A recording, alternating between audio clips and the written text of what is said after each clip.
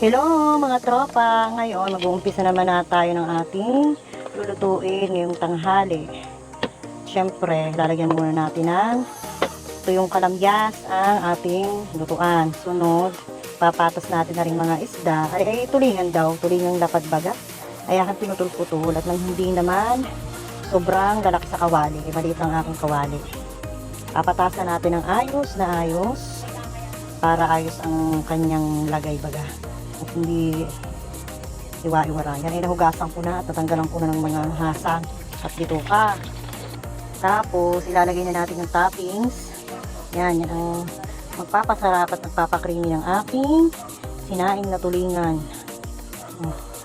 Yung taba ng baboy.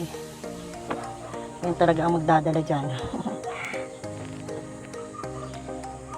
Ayan, ilagyan na natin yan ng mga pampalasa.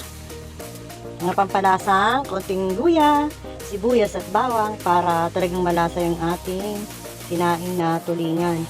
Tapos mamaya natin tatansyahin o dadagdagan kung may kulang pang lasa kapag kumukulo na, titikman natin. Kaya bubuhayin na natin ang apoy at isasaing na natin ang ating tulingan.